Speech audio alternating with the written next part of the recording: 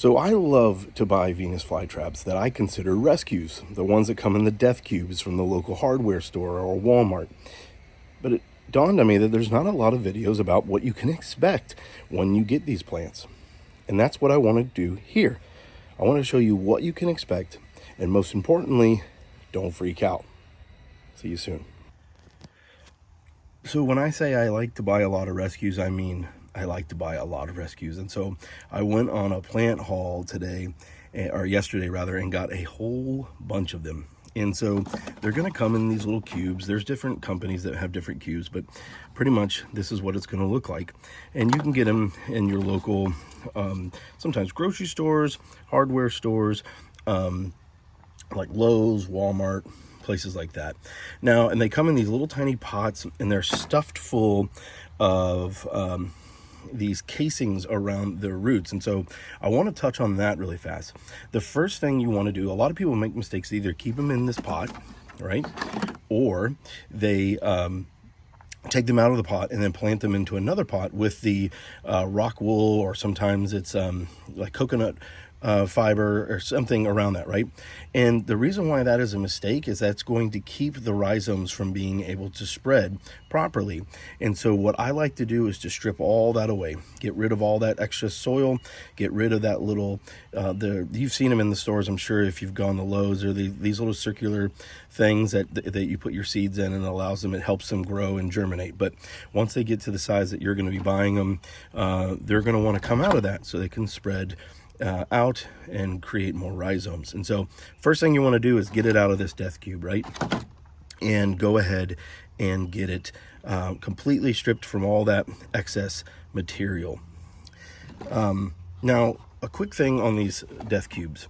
These are very bad for the plant and for many different reasons, but the biggest thing is they're sitting in the store, they're not getting any to very little light at all, and they're not getting watered. So they're probably dunking these things before shipment, getting them sent off, and they've got like this little plastic insert that helps keep the moisture there. But oftentimes when you buy them, they're going to be very dried out and just not in a good place. And so that's what we're going to talk about next.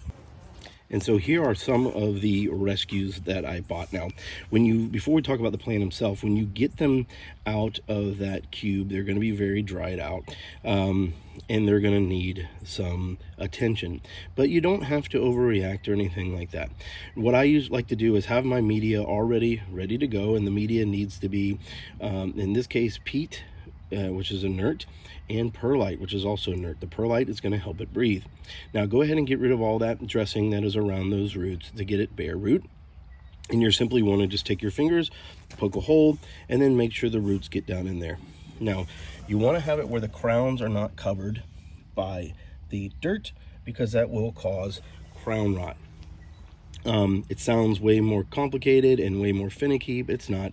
These plants grow in the wild, and as you are aware, the atmosphere, or whatever you want to call it, the environment in the wild is not going to be where it can just be grown perfectly on the soil every time. So no need to freak out about keeping it perfect. These plants are way more hardy than people like to give them credit for. They look delicate, but they are in fact very tough. So I digress a little bit. So once you get them planted in, you're going to want to make sure that they're watered. Now you don't want to top water them. And so what I like to do is already have an established pot that is in like this is a swimming pool with water in there. So that media is already moist. If that's not the case, you want to just go ahead and hydrate your media before you plant that plant. A lot of times you can put them in and dry media and then moisten the media, but I don't recommend it, because you're only going to further take away the moisture from the rhizome. Peat moss is incredibly dry when it's dry. I know that sounds funny, but if you've ever worked with it, you know what I'm talking about. It is like, takes all the moisture from everything. And so I like to have my media already moist and ready to go. And then you just put the plant in there. And see how this one's kind of sticking out a little bit? I'm just going to boop back in there. And I don't know if you heard that snap, but one of those leaves, or one of the petioles, just broke off the rhizome. Not a big deal. They'll be just fine. So let's talk about light. This is probably where a lot of people get it wrong, right? And so they're going to take these directly out of these packages and they're going to put them immediately out in full sun. And while the plant will probably survive, it's going to set it back quite a bit. These plants have probably spent the last month, few weeks,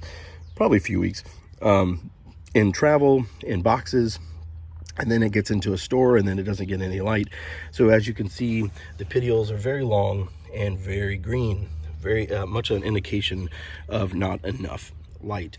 And so if you put it out in full sun and in heat, you're going to fry them very fast. And so what I recommend is at least about a week of, you'll notice it's pretty shady over here, about a week of dappled sunlight to almost even shade, just to help them in their acclimation process. And after about a week, you can slowly start to move them into full sun, and by about 2.5 weeks to 3 weeks they can be full sun. Now here's probably the most important part of the entire video. What can you expect once you plant them? Now this is where a lot of people mess up and they throw them out or get discouraged. Even doing all the things I just talked about, giving the right amount of water, doing the right amount of media, all that good stuff, all of these leaves will more than likely wither all the way down to nothing, or will wither down to what it looks like when it's dormant. And there's not a whole lot you can do about it, but what ends up happening is people freak out and they think, well, I killed my plant, and they throw them away. That is a very, very natural reaction for a Venus flytrap as it tries to acclimate to the change. And it takes a lot of energy to grow these leaves, and so it's the first things they kill off in order to keep all the energy in its rhizome. So don't throw them out, and just be patient with it, and in a couple weeks it will grow new leaves and be ready to go. And then lastly, let's talk about water. Water, just like any other Venus flytrap, is going to need to be as pure as possible. Rainwater, reverse osmosis, or distilled water. And you're going to want to have the water just to where the pot can stay moist. About 1 inch up the pot will be just fine. If it's a smaller pot like these, maybe 1/2 inch to 1/4 inch of water, and it will do just fine. And they're going to look a little ragged for a little bit, right? They went through a lot of stress. And so be patient with them, and by next growing season, they'll be ready to go.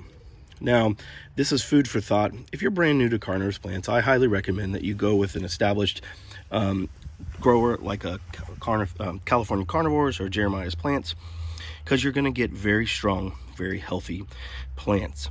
If you're a seasoned grower like me, you can take on these rescues and know what to expect and to be able to bring them back. But a lot of people, when they first get started, they see one in the grocery store and they pick it up and it immediately does what I just talked about, and they get frustrated.